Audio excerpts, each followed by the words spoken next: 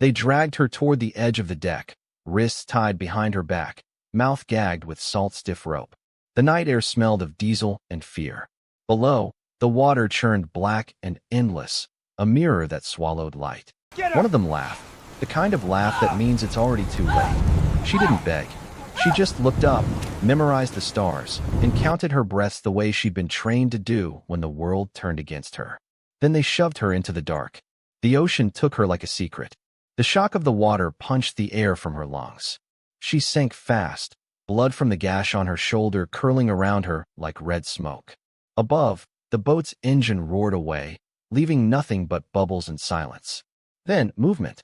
A fin slicing the surface. Another. Circling. The predators had come to eat. But what they didn't know was that Navy SEALs don't drown. They hunt.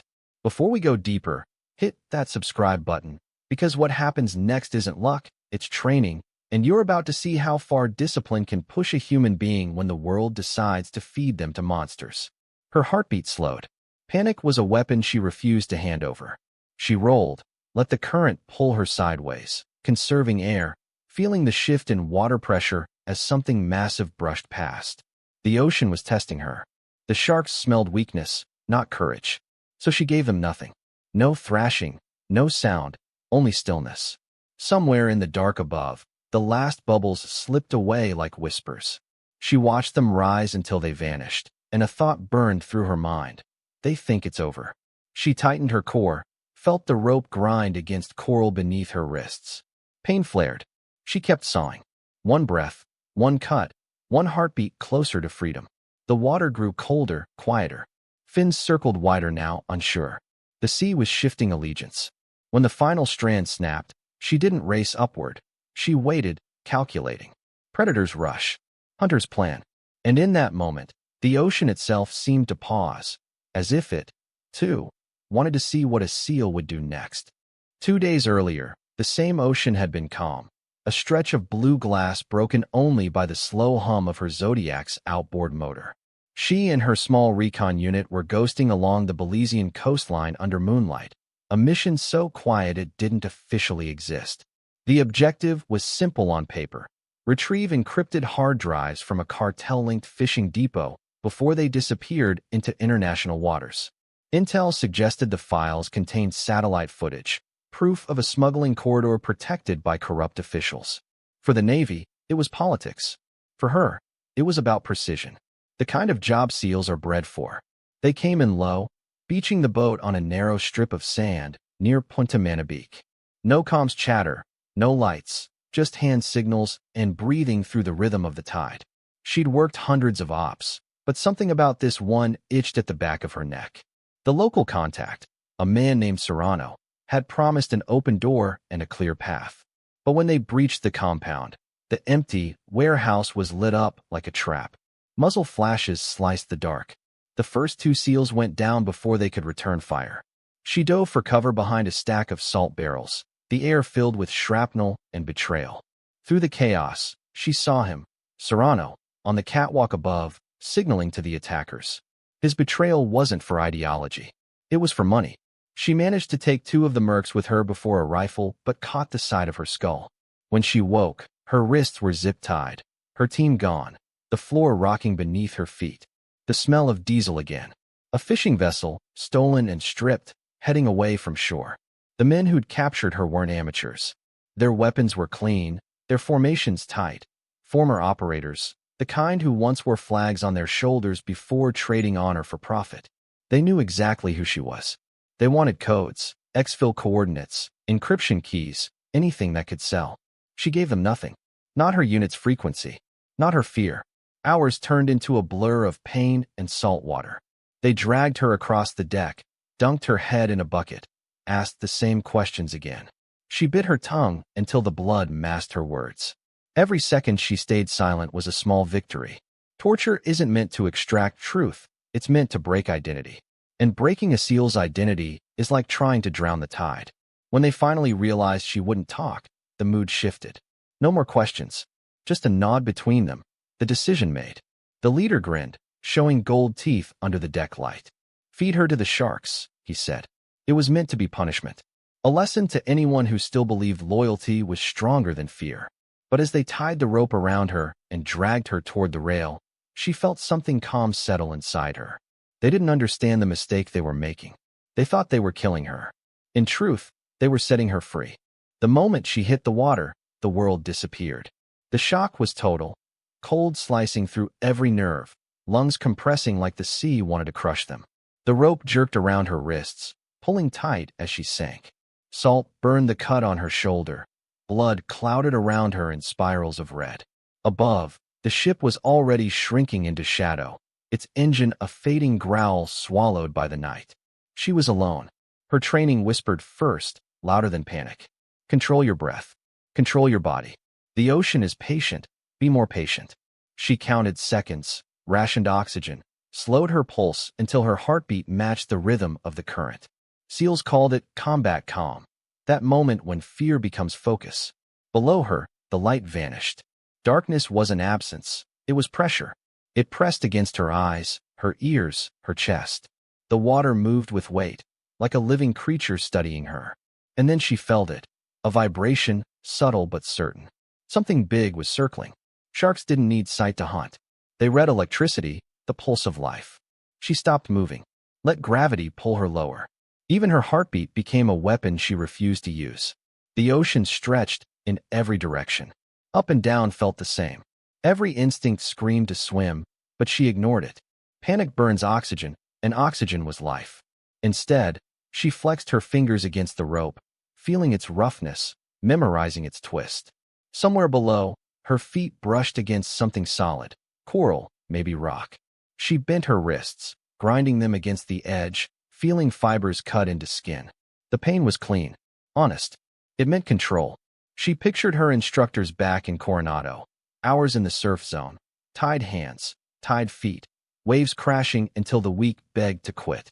Don't fight the water. Become it. She could hear their voices through the static of her own mind. So she became still again. Another shark passed close enough that the water quivered from its movement. Its flank brushed her leg like cold steel. No bite. No chaos, just curiosity. Predators sensed desperation, not discipline. Her lungs began to ache, the kind of pain that bends the mind. She let it come, then let it pass. One last twist of the rope against the coral. One snap, then another. The final strand broke with a sound she could feel more than hear. Her hands were free. She didn't rush for the surface. Not yet. She stayed suspended in the dark, silent, invisible. Just another shadow in an ocean of hunters. The difference was simple. She knew which one she was. When she finally kicked toward the surface, the ascent felt endless, like climbing through miles of darkness that didn't want to let her go. Her lungs screamed, her vision blurred, but instinct guided her up. The first breath broke from her chest before her head even cleared the water. Then air. Ragged, raw, beautiful. The surface split around her with a gasp that sounded like resurrection. The sea was calmer here, stretched wide under a fractured moon. She floated for a moment, disoriented, tasting iron and salt, until a shape caught her eye. A sliver of wreckage drifting a few meters away, torn wood and metal, remnants of an old storm or a forgotten fight. She kicked toward it, muscles trembling, and gripped the edge until her knuckles whitened. The board dipped under her weight, but held. It wasn't salvation. It was a start. A cracked lifeboat half-submerged nearby bobbed against the tide, its hull covered in barnacles. Inside, a rusted first-aid kit waited, swollen with water but still sealed. She pried it open with her teeth. Alcohol pads, gauze, an old tourniquet strap, enough to keep blood inside where it belonged. She tore her belt free and cinched it high around her shoulder, twisting until the bleeding slowed. Pain sharpened her focus. It reminded her she was alive. She looked across the water. Far off, the fishing vessel drifted like a dark island, its deck glowing faintly from lantern light. She could see the silhouettes of her captors, men celebrating, bottles raised, laughter carried over the water. They believed she was gone. To them, she was already part of the ocean's silence. That thought almost made her smile. She lay low against the lifeboat's side, using debris to break her outline. Every breath she took was measured, every sound calculated. Revenge wasn't rage, it was patience. And patience was the one thing they had never learned. She reached down, feeling the weight of the ocean beneath her, and whispered into the current, "Your turn to bleed." The words disappeared into the night, swallowed by waves. But she knew the sea carried them farther than any scream could. Somewhere out there, the predators still circled, restless and hungry. For now, they would feed on the weak. Later, they would learn what it meant to be hunted by something that doesn't fear the dark. She closed her eyes for a moment, floating beneath the indifferent stars. The water no longer felt cold. It felt like home. By dawn, she had drifted miles from where they threw her overboard. The current carried her toward a chain of limestone coves, jagged and half-hidden beneath the mangroves. Smugglers had used them for decades, quiet places where the law didn't reach and bodies disappeared without ripples. She knew the type of men who'd captured her. They didn't vanish into the horizon after a kill. They celebrated close to shore, drunk on control. So she waited, studying the rhythm of the waves, memorizing how the tide pulled and returned. The ocean was a clock, and she was learning its language. From the wreckage nearby, she scavenged what the storm and fate had left behind. A broken oar, a flare knife, a length of torn netting, and half a tank from an old dive rig that still hissed faintly with air. Tools, not weapons, but seals are built to turn anything into purpose. She stripped the knife's blade, sharpened its edge against coral, and used her boot's sole to craft a crude sheath. Then she smeared silt and algae across her skin until her reflection vanished beneath camouflage. The sun fell fast, bleeding orange into indigo. When darkness returned, she slid silently into the water. Her body became motion without sound, arms gliding, legs still, breath locked in intervals. The inlet ahead was a perfect trap, and she intended to be the one waiting inside it. She surfaced beneath a low overhang, listening. Voices drifted from the shore, distorted by distance. The men had anchored the stolen vessel inside the cove, using lanterns to patch bullet holes from the night before. She recognized the leader's voice, rough, confident, the kind that had ordered her death like it meant nothing. Each sound became a coordinate in her mind. She watched their movements for hours, tracking patrol rotations, measuring how often they checked the waterline. They'd grown lazy again, assuming the sea had claimed her. That assumption would kill them faster than her knife ever could. At low tide, she moved. Not rushing, flowing. Her body pressed flat against the surface, face half submerged. Every muscle obeyed silence. A crab scuttled across her arm. She didn't flinch. When a spotlight swept across the inlet, she sank beneath it, holding her breath for 70 seconds, rising again only when the ripples faded. Moonlight painted her world in silver and shadow, turning danger into advantage. By the time she reached the stern of their boat, she knew the pattern of their laughter, the timing of their guard change, the exact location of every escape route. This wasn't revenge anymore. It was precision. The hunted had become the hunter, and she was done surviving. Now, she was calculating. The ocean around her no longer felt vast. It felt small, like a cage she'd already learned how to open. Tomorrow, before sunrise, she would remind them what apex predators truly look like. Night felt like judgment. The tide returned heavier, the current whispering against the mangroves as if eager to take part in what was coming. She was already in the water before they lit their first cigarette. The salt stung her wounds, but pain no longer felt like an enemy. It was a reminder she was still here, still hunting. The first one died without understanding why.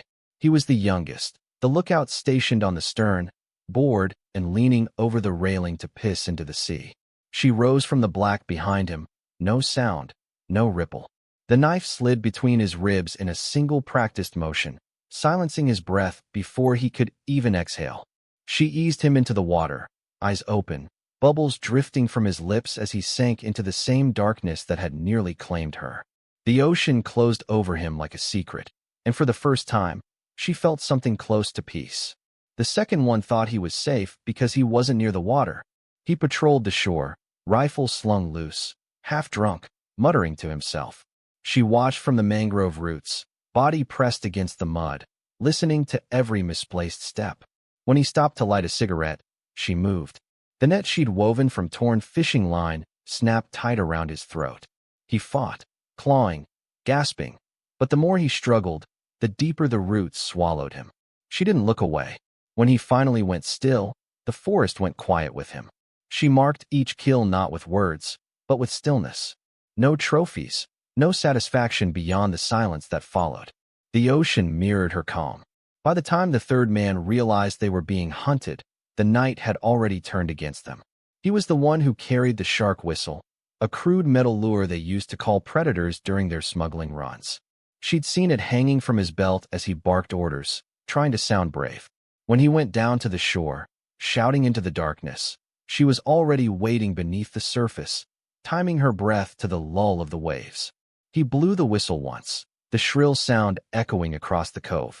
He blew again, frustrated, unaware that the vibration cut through the water like a signal she had repurposed. The sea moved differently now, heavy with motion. She watched from below as his confidence wavered. Then, out of the dark, a shape appeared, massive, graceful, ancient. The shark he had trained to fear nothing brushed against his leg first. Then again, panic broke his stance. He fired blindly into the waves, each shot useless. She rose behind him, eyes steady, and for a moment he saw her reflection in the water, calm, expressionless, elemental. The ocean took him next, not in fury, but in inevitability. His own weapon had answered her call. By dawn, only the leader remained, the man who'd ordered her execution. He stood on the deck, scanning the horizon, calling their names. Each syllable carried less authority than the last. The sea answered with silence. He didn't know it yet, but he was already surrounded, not by sharks, not by soldiers, but by his own arrogance. She watched him from the shallows, motionless, her breath sinking with the tide. Around her, the water pulsed like a living heartbeat. She was no longer separate from it. Every ripple moved when she moved. Every current obeyed her rhythm. They feared the water. She was the water. And when she finally rose again, it wouldn't be as prey. It would be as the ocean's reckoning. The world had narrowed to sound and breath. The drip of water from mangrove leaves, the slow inhale before every move. Somewhere between heartbeat and silence, she heard voices that didn't belong to this place. Ghosts of her training days. Become the predator, an instructor barked in her mind, the memory cutting through fatigue like a flare through fog. You're not fighting the ocean, you are the ocean. She could still feel the weight of that first night at BUD/S. Freezing surf pounding against her body as she linked arms with the others, salt filling her lungs, sand grinding into her skin. Men twice her size had quit beside her, shivering, muttering prayers. But she'd stared into the dark horizon and refused to blink. Not because she wanted to prove them wrong, but because she needed to prove herself right. Adapt or die. The phrase echoed now as she slipped through the cove, eyes scanning for movement. Every muscle remembered what discipline had carved into her. Control the breath, control the body, control the fear. Fear wasn't an enemy, it was information. It told you where the edge was. And she had learned long ago to live on that edge. She remembered drown-proofing drills, hands and feet tied, thrown into deep water, told to survive or fail out. The instructors had stood on the pier, watching with cold eyes as the candidates struggled. She had floated then, motionless, face to the surface, mind empty except for one truth. Panic kills faster than bullets. Now, years later, that same truth was keeping her alive. Each time her pulse threatened to race, she slowed it. Each time doubt crept in, she remembered the hoarse voice shouting over the roar of the waves. If you can breathe, you can fight. A branch snapped somewhere behind her. She dropped low, instinct overtaking thought. Her body was no longer reacting. It was remembering. Every step, every breath, every silence was an echo of training designed to break her, yet somehow it had built her instead. The instructors had wanted predators. What they created was something far quieter, something the ocean itself now followed. The sea was almost still when she found him. The horizon was washed in gray, the kind of light that doesn't belong to morning or night. The vessel that had once carried their crimes now listed to one side, half submerged, groaning with every swell. He stood on the tilted deck, rifle slung over his shoulder, scanning the waves with a face that had finally learned fear. He called their names again, the men she had already taken. Each name drifted across the water and vanished unanswered. For the first time, the silence answered louder than his own voice. She surfaced behind him, slow, soundless, her shadow merging with the reflection of the sinking boat. When her boots touched the deck, the hollow thud made him spin. Their eyes met, predator to predator, but only one of them had accepted what that meant. You, he breathed, disbelief cracking his voice. You were supposed to be dead. Her tone was calm, almost kind. That's what you counted on. That the ocean would do your work for you. He lifted the rifle, but his hands trembled. She didn't flinch. The barrel wavered. For a heartbeat, time froze. Two soldiers of different wars, bound by the same sea. Then the rifle jammed, the salt and humidity having eaten away its final use. The first lunge came desperate. He swung the butt of the rifle toward her face. She ducked, letting the motion carry him forward. Her knee drove into his ribs. He stumbled into knee-deep water. She followed, measured, deliberate. Every step echoed the rhythm of the tide. He tried to speak, a curse, a plea, something halfway between. But she cut the distance before words could form. The ocean roared against the hull, waves climbing the deck as if pulled by her will. She caught his wrist, twisted, and the rifle fell. His knife flashed in his other hand, the same blade they'd used to mark her before they threw her overboard. When steel met skin, it wasn't rage that moved her, it was balance. She disarmed him with precision, twisting his own knife free and holding it between them. The reflection of water flickered across both their faces, blue and white and merciless. You used to talk about predators, she said, voice steady even as waves broke against her knees. About power. About control. You thought being a killer made you the apex. She stepped closer, forcing him backward into the rising tide. But apex predators don't kill for pleasure. They kill because the world built them to survive. He lunged again, shouting incoherently, all tactics forgotten. She sidestepped, caught his collar, and drove the blade into his side. The sound was swallowed by the sea. His breath came ragged, disbelieving, as if death were something he'd only ever imagined for other people. She leaned close enough for him to hear her over the surf. You tried to feed me to monsters, she whispered. But the thing about monsters is that the ocean makes its own. The water surged, lifting the wreck higher, the current twisting around them both. His blood spread through the tide, a crimson pulse calling to everything beneath the surface. She saw the fin break the water first, then another. His eyes widened. No, he gasped, stumbling backward, slipping on the slick deck.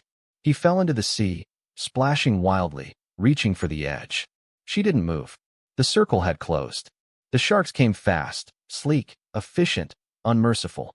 He screamed once before the ocean swallowed the sound. The water churned red, then black, then still again. She stood there for a long moment, the knife loose in her hand, the tide washing over her boots. Around her, the wreck groaned like an old confession. Justice didn't roar, it whispered. It looked like calm water and morning light. She dropped the knife, letting it sink to where the others had gone. Then she turned away, face to the horizon, every breath tasting of salt and silence. The ocean had taken back what it was owed. And she, finally, was free. The sun broke over the horizon like a slow exhale. The sea, once violent and full of teeth, had turned glass smooth, stretching endlessly beneath a pale orange sky. She floated in it quietly, the water cradling her weight as if forgiving her for what she'd had to become.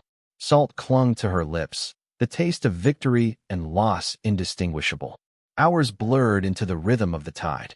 Every muscle trembled with exhaustion, but her mind was still, empty in a way it had never been before.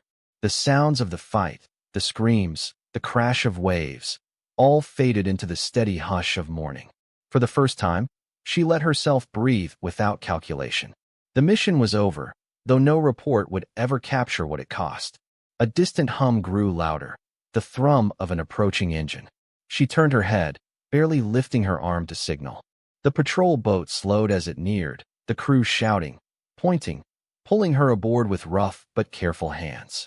Someone wrapped a blanket around her shoulders, asking questions she didn't answer. She just sat there, dripping seawater onto the deck, eyes fixed on the horizon. Behind her, the wreck was almost gone. Only fragments remained.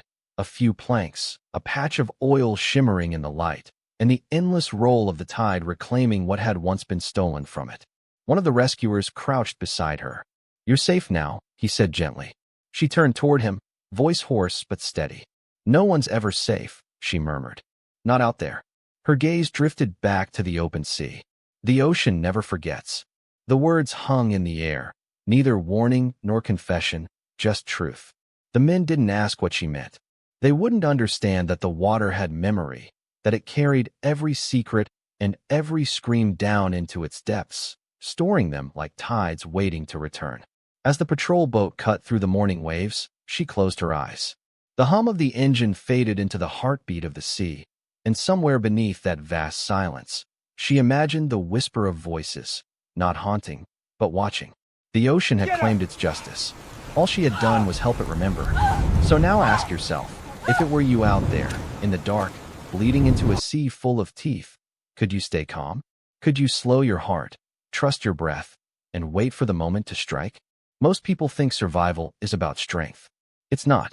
It's about control, of fear, of instinct, of the story your mind tells you when everything goes black. Would you fight the water or become it? Could you survive a night surrounded by sharks? I want to know what you'd do. Drop your answer in the comments. I read every single one.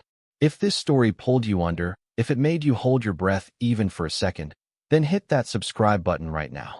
Because there are more missions like this, true-style stories that test how far the human body and the human mind can really go. And next time, we're going even deeper. The seal who disappeared beneath Antarctic ice, and what they found months later when the ice cracked open. You won't want to miss it.